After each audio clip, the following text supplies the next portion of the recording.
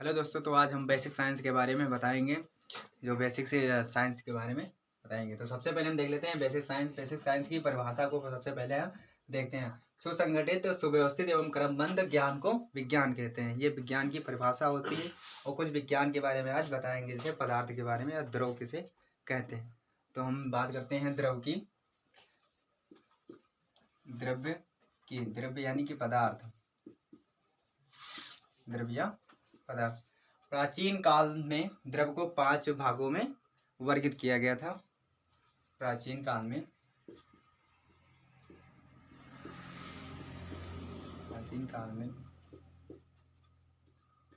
पदार्थ को, द्रव्य को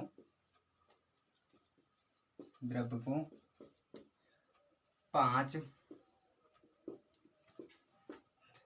भागों में वर्गीकृत किया गया था। प्राचीन काल में द्रव को 5 भागों में वर्गीकृत किया गया था। वो 5 भाग कौन कौन से हैं? एक है जल, दूसरा है वायु, तीसरा है अग्नि, चौथा है आकाश, पांचवा है पृथ्वी। ये जो 5 तत्व होते हैं, जल, अग्नि, वायु और आकाश, पृथ्वी, इनको हम पंच तत्व के नाम से भी जानते हैं। पंच तत्व के नाम से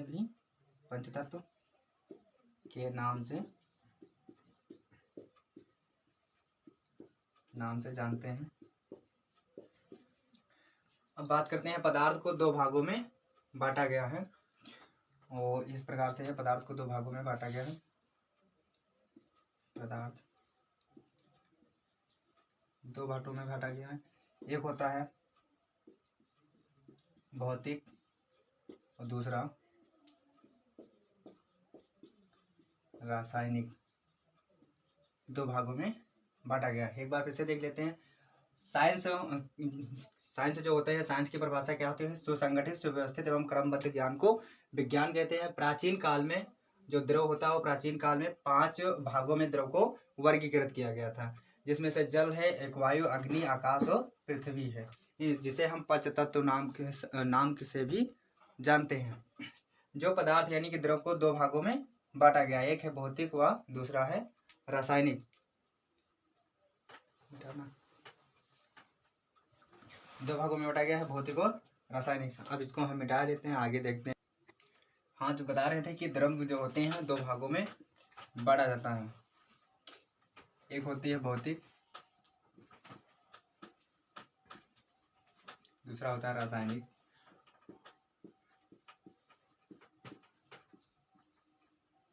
सबसे पहले बात कर लेते हैं, द्रव्य किसे कहते हैं या पदार्थ किसे कहते हैं। द्रव्य या पदार्थ किसे कहते हैं? वह वस्तु जो स्थान घेरती है और जिसका कुछ भार होता है, उसे हम द्रव्य कहते हैं। और द्रव्य होती है जो 2 भागों में बांटी जाती है। एक होता है भौतिक और एक होता है रासायनिक। तो भौतिक के हिसाब से जो बांटा जाता है, वो 3 रूपों में बांटा जाता है, 3 प्रकार से।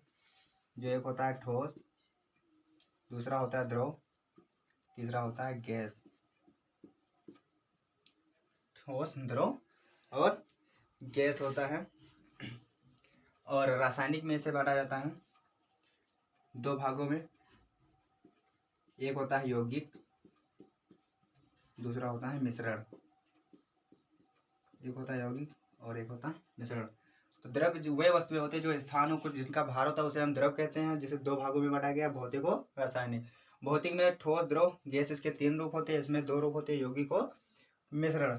ठोस वे होते हैं जिनके आकार और आयतन दोनों निश्चित होते हैं, उसे हम ठोस कहते हैं। द्रव होता है जिसका आकार निश्चित नहीं होता है और आयतन निश्चित होता है। गैस वे होते हैं जिसका आकार और आयतन दोनों अनिश्चित होता है, उसे हम गैस कहते हैं।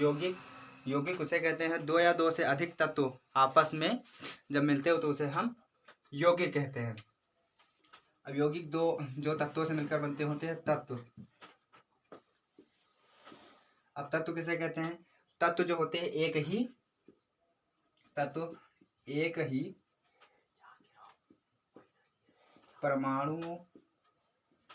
परमाणुओं से मिलकर बना होता है, मिलकर बना होता है। तत्व वे होते जो एक ही परमाणुओं से मिलकर बने होते हैं उसे हम तत्व कहते हैं। जिसमें दो या दो से अधिक तत्व जब आपस में मिलते हैं तो उसे हम यौगिक कहते हैं। यहाँ तक समझ में आया तो ठीक। यौगिक किसे कहते हैं? यौगिक उसे कहते हैं जिसमें दो या दो से अधिक तत्व आपस में मिलते हैं उसे हम यौगिक कहते हैं। और तत्व किसे कहते हैं? एक ही परमाणु से मिलकर बना होता है उसे हम तत्व कहते हैं। अब बात कर लेते हैं द्रव्यमान। द्रव्यमान द्रव्यमान किसे कहते हैं?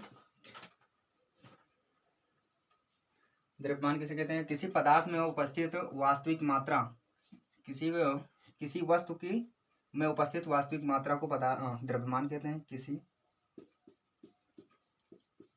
वस्तु में उपस्थित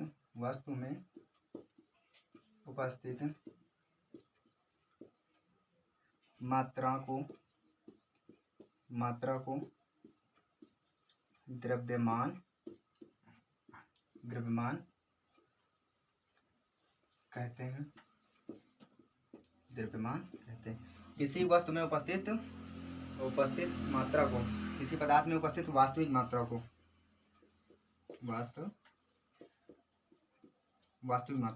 किसी पदार्थ में उपस्थित वास्तविक मात्रा को द्रव्यमान कहते हैं। जिसे हम m से लिखते हैं, जिसको हम m से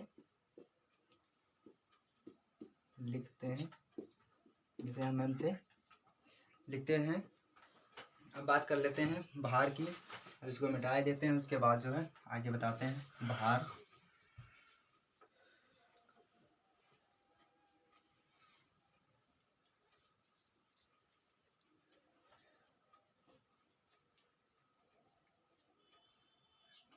अब बात करते हैं भार की। भार किसे कहते हैं? पृथ्वी अपने केंद्र की ओर वस्तुओं को जिस बल द्वारा आकर्षित करती है। पृथ्वी अपने केंद्र की ओर वस्तुओं को, पृथ्वी अपने केंद्र की ओर जिस बल द्वारा वस्तुओं को अपनी ओर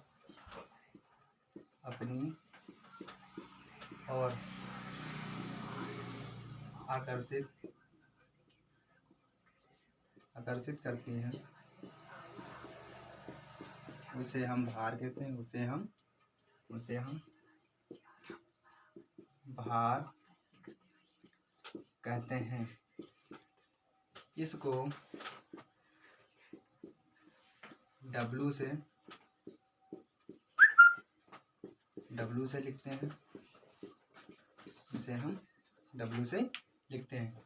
तो भार किसे कहते हैं? पृथ्वी अपने केंद्र की ओर जिस बल द्वारा वस्तुओं को अपनी ओर आकर्षित करती है उसे हम भार कहते हैं। इसे हम W से लिखते हैं।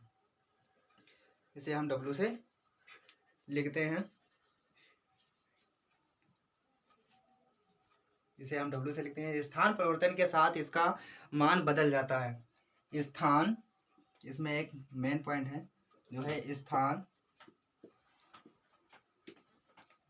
बदलने पर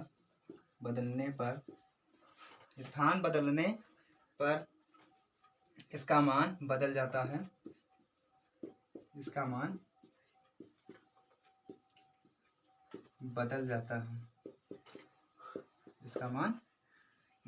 स्थान बदलने पर इसका मान बदल जाता है। अब हम बात करते हैं द्रव्यमान और भार में संबंध। दूसरा देख लेते हैं द्रव्यमान और भार में संबंध। इसको मिटा देते हैं।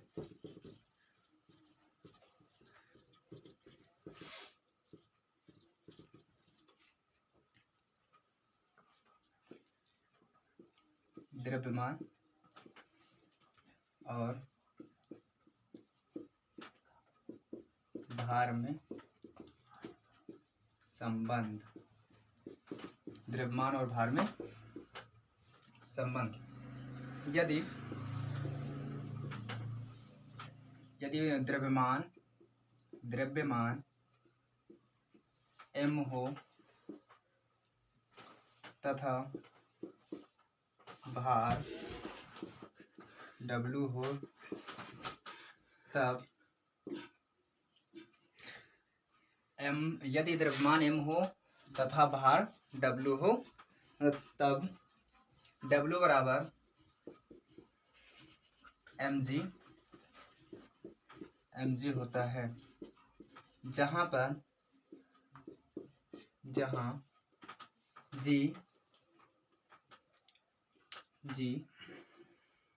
गुरुत्व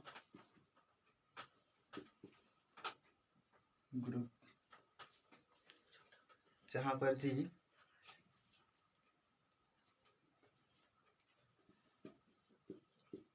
गुरुत्व त्वरण होता है, जहाँ पर g गुरुत्व त्वरण होता है, g तथा w का मान बदल जाता है। इसमें एक मेन पॉइंट है जो है जहाँ पर g तथा w का मान बदल जाता है, जहाँ पर g तथा w का मान बदल जाता है। जैसे कि बात करते हैं अंतरिक्ष में g का मान 0 होता है। एक और पॉइंट लिख लेते हैं, जहाँ पर अंतरिक्ष में g का मान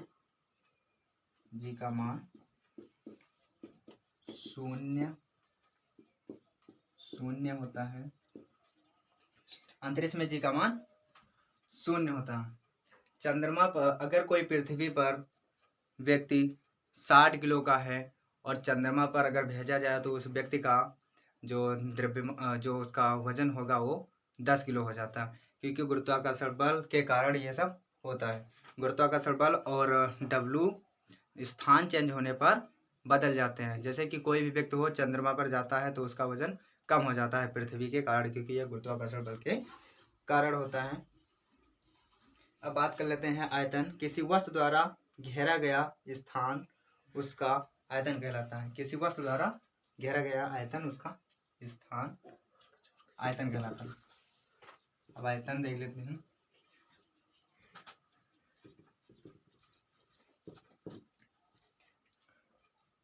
आयतन देखते हैं हम। आयतन किसे कहते हैं? किसी वस्तु द्वारा घेरा गया उस वस्तु का आयतन कहलाता है। किसी वस्तु द्वारा घेरा गया स्थान, किसी वस्तु द्वारा घेरा गया स्थान वस्तु का आयतन कहलाता है, जिसको V से लिखते हैं। आयतन किसे कहते हैं? किसी वस्तु द्वारा घेरा गया स्थान वस्तु का आयतन कहलाता है। अब एक और देख लेते हैं, ऊर्जा किसे कहते हैं? किसी वस्तु के कार्य करने की क्षमता को ऊर्जा कहते हैं। किसी वस्तु के कार्य करने की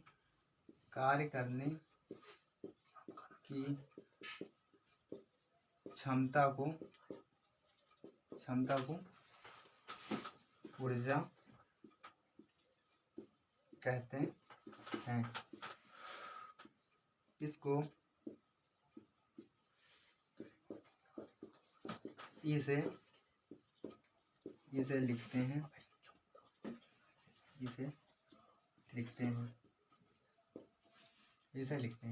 आयतन किसे कहते हैं? किसी वस्तु द्वारा घेरा गया स्थान वस्तु का आयतन कहलाता है। इसे V से लिखते हैं। ऊर्जा किसी वस्तु के कार्य करने की क्षमता को ऊर्जा कहते हैं। इसे E से लिखते हैं। तो आज की क्लास यहीं तक बताते हैं, उसके बाद जो अगले क्लास में हम बताएंगे ठोस, द्रव, गैस क्या होते हैं। अगर वीडियो अच्छी लगी तो लाइक करें, शेयर करें। धन्यवाद।